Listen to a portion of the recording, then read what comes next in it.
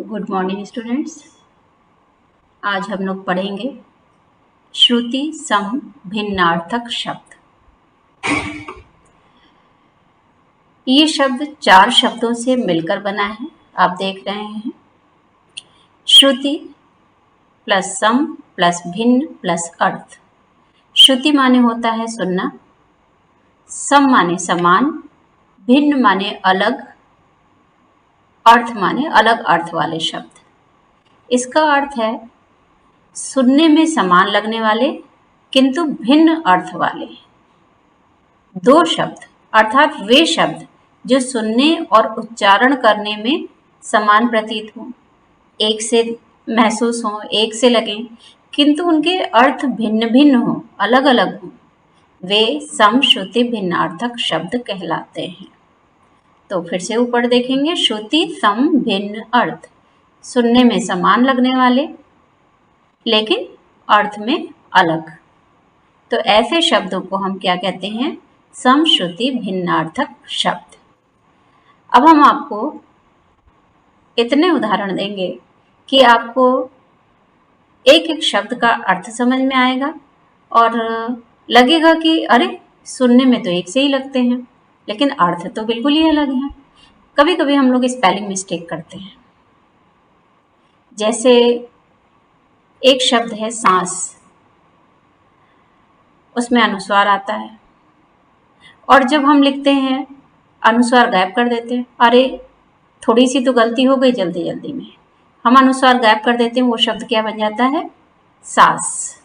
अर्थात शब्द का अर्थ अनर्थ हो जाता है थोड़ी थोड़ी सी गलतियों में। देखिए,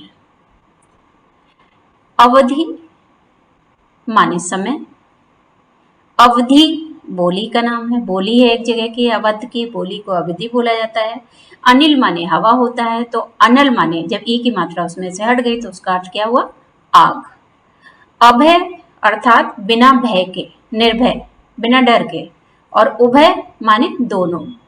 अवलंब माने सहारा, कि हमें लोगों को अवलंब देना चाहिए। अविलंब बिना देर किए हुए।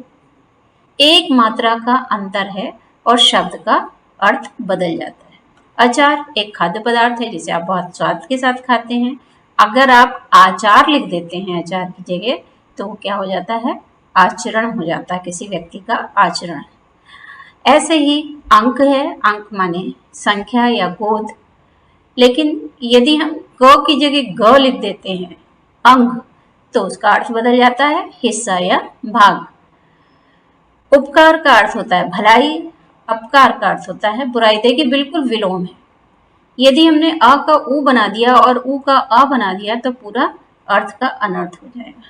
तो अब उपकार भलाई, अपकार अर्थात बुराई। ग्रह, कौन से नक्षत्रों को ग्रह, सूर्य चंद्र आदि नक्षत्र हैं, ग्रह हैं। और ग्रह माने घर। चरम माने अंतिम, यदि हम चरम लिख देते हैं, चरम माने चरम सीमा पर। और अगर हम लिखते हैं चर्म, चर्म माने खाल या स्किन, हमारी त्वचा। चरित माने होता है जीवनी, आप पढ़ते होंगे, आपने पढ़ा होगा रामचरित मानस। और चरित्र माने होता है आचरण। जवान माने युवा, यंग। जवान मीन्स बोली, कि उसकी जबान कितनी अच्छी है, मीठी है या कड़वी है या खराब है। तरंग माने होती है लहर, उसमें ऊ की मात्रा लग गई तो तुरंग शब्द हो गया जिसका अर्थ होता है घोड़ा। दिन का अर्थ होता है दिवस। और यदि अभी यही मात्रा बदल देते हैं कि जल्दी जल्दी में हम कहते हैं कि अरे हमसे गलती हो गई, छोटी की जगह बड़ी की मात्रा लग गई, तो दीन माने क्या हो जाता है? गरीब।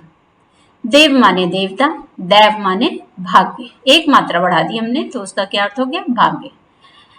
निर्वाण मीन्स तात्पर्य है, निर्वाण से तात्पर्य है मृत्यु, और निर्माण से तात्पर्य है बनाना, किसी चीज का निर्माण करना। मोर, ओर माने तरफ, कि हम विद्यालय की ओर जा रहे हैं। और माने तथा, और 2 शब्दों को जोड़ने वाला, 2 संज्ञाओं को जोड़ने वाला, 2 वाक्यों को जोड़ने वाला। नीर माने जल और नीड़ माने घोंसला। शूर माने वीर, सूर माने अंधा। आदि, प्रारंभ, शुरुआत।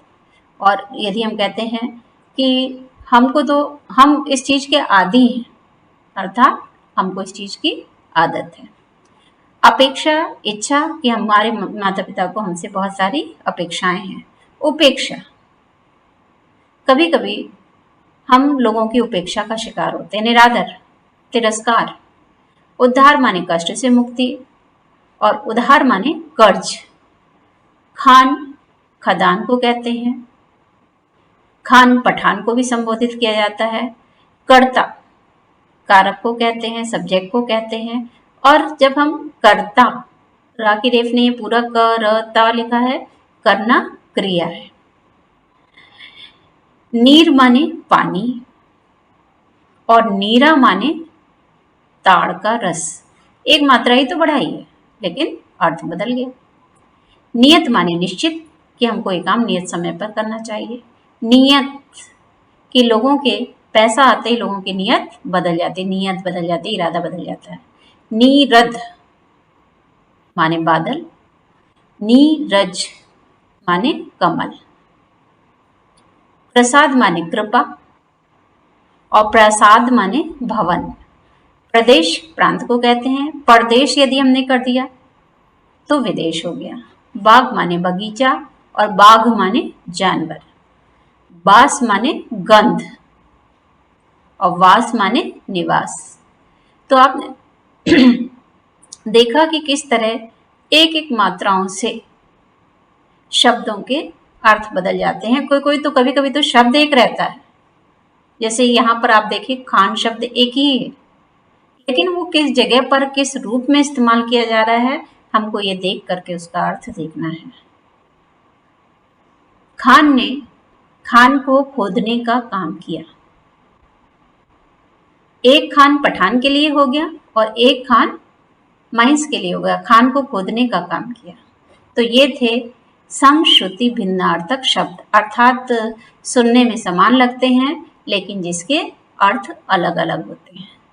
स्टूडेंट्स, आपको ये सारे शब्द जो हमने दिए हैं वो सब आपको अपनी नोटबुक में नोट करने हैं।